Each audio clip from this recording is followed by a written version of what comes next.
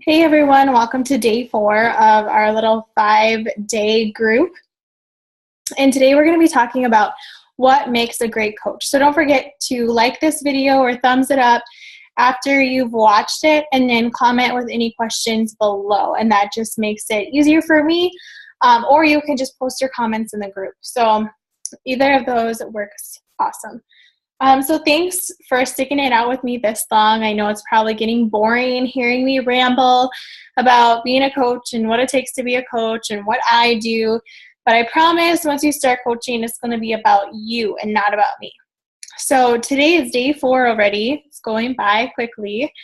So what makes a great coach? Like, a lot of people are like, I just couldn't be a coach, or I couldn't do what you do. You have so much motivation, or you just seem so enthusiastic about it. And really, anybody can be a great coach.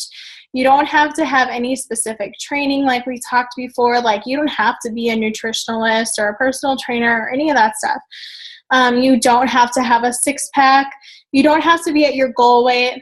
And you don't have to know or have done all the Beachbody workouts or programs to be a coach, because I haven't done that, and I'm not at my goal weight yet, and I don't have a 6-pack either. But I am working on all those things. So we'll see. Some things that you do, qualities that you do have to have, are to be vulnerable and relatable. So that includes sharing your story and sharing why you became a coach. So if you're willing to share your struggles and your triumphs and your journey of your fitness and health journey, and also your journey as a coach, and stay positive through everything. That's a huge thing. Is like, that is hard to do even in life. Like, staying positive through tough situations. Like, life happens. Let's be real here. Like, your cat dies, or your dog dies, or your grandma dies, or, you get laid off from work, or, whatever happens, like, life happens, and you still have to try to go on and keep your composure and fight your way through it. And somehow you do that. I know for me, when I was 16, I lost 3 of my grandmas, my mom's mom, my dad's mom, and my great grandma, in less than 9 months. And it was a really tough time. And we did a lot of praying. We did a lot of soul searching. We did a lot of Bible reading. And that's kind of what got us through it. And it was really tough. But looking back on that now, like, I know that God strengthened our family and myself to go through so much more. And like, God, it was in God's hands, and we were in God's hands as well. And so you just have to be positive. Even if in the moment you can't be positive, you have to think towards the future to try to be positive. So with that being said, you also have to be consistent. So being consistent is huge, no matter if you are a coach or in life, being consistent. So being consistent with working out, being consistent with drinking your Shakeology, being consistent with eating healthy. You can't just eat healthy today and then tomorrow go to McDonald's and go to Dairy Queen and eat a ton of ice cream, and then the next day think, okay, well, I'm going to go eat healthy again tomorrow because I ate bad, that day. And it just doesn't work like that. You have to be consistent, because people watch you no matter what. You think that, people that they're not seeing your posts, or they're not liking them, or they're not commenting on them, or they're not engaging with you, but they are watching you no matter what. And I've had people personally that have watched me for probably since I've started coaching, but they haven't either signed up with a challenge pack, or they haven't been in a challenge group up until recently, and said, you're so motivating. I've just been watching your journey since the beginning. And that's so cool to me. Like, all along, like, even when I didn't think anybody was watching, people are still watching. And you have to keep showing up to inspire people every day. So it's important that you show up in your business daily and consistently. So number 3 is to lead by example. So you have to have your own success story, and you have to share your own story. As amazing as some of these weight loss stories are from like the Beachbody stock photos and, you know, top coaches' success stories, like a lot of them were flat out broke. I know like Lindsay Matway, she is one of my favorites.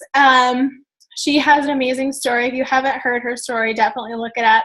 But she was a broke bartender, and she is now a millionaire because of Beachbody. Like, it's crazy. Like, some of these coaches are incredible, like their journeys and their stories and their willingness to share them. But if they wouldn't have been willing to share their lows and their highs along the way, that's what made them be successful. And you have to show that and lead that. And you have, like I said in the beginning of this call, that it's not going to be about me anymore. It's going to be about you sharing your story.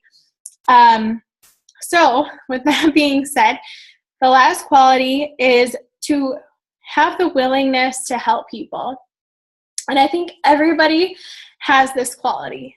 Like, even if you are the Grinch and you hate helping people, I think deep down inside that there is a part of you, or that quality, to want to help people, because it's in all of us. It's in our human nature to want to help each other, because we all know that we've either have been in that situation, or when we are in a tough situation, we want help too.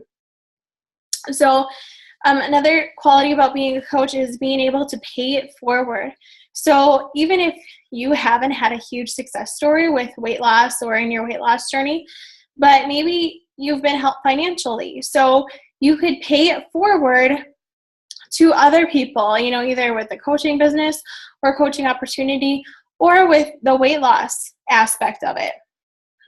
Sharing your other products also is a huge deal to me. So being positively influential, I like to call it. Recently, I share a lot about like my fall, because it's fall here in North Dakota right now. I share a lot about my fall fashion tips, and also some products, like whether it's makeup or hairsprays or anything like that. But recently I shared what dry shampoo I use, and like my newsfeed blew up, and there were so many people saying like, oh my gosh, like I am totally buying that.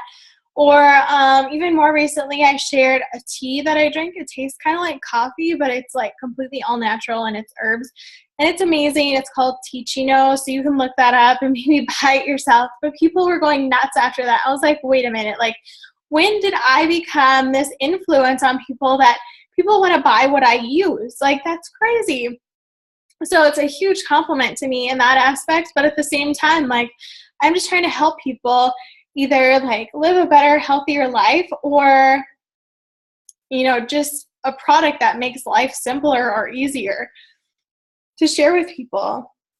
The other thing is that you should be helpful and positive, which is kind of a no-brainer.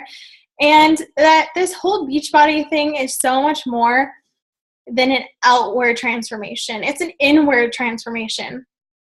Because with personal development and all the other things that we do as coaches, helping people, helping ourselves first and doing that personal development, and then helping other people with their own confidence or self-worth issues, like, it is such an inward transformation as much as it is outward, if not more, because we are here to help you live this healthy and fulfilling lifestyle as well as ourselves. But even more so, we want you to be successful with it. And so, like I said at the beginning, like, this is the last time that it's going to be about my story and sharing with you guys, because from here on out, it's going to be about you and you sharing your own story and you being an inspiration to other people. So I hope these 4 tips helped. And like I said, be sure to like this video when you've watched it.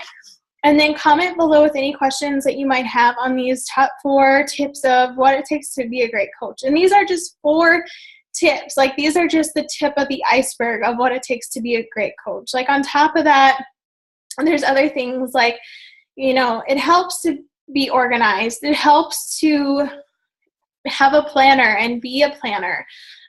There's just like little tips that it also helps, but don't think that these 4 tips are the only tips that or things that it takes to be a great coach, because really a great coach has so many facets.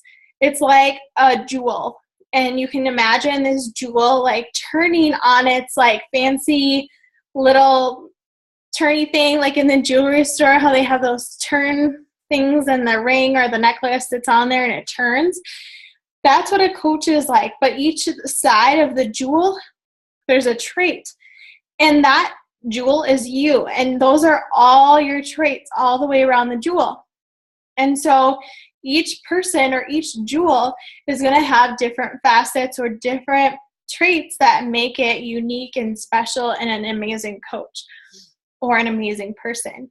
And so those are just some of the things that make up or some of the tips that I brought forward to share with you today on what makes a great coach. So I hope you guys are blessed by this, and make sure to comment with questions, because I know you've been dying to ask them. So we'll see you tomorrow. Tomorrow's the last day.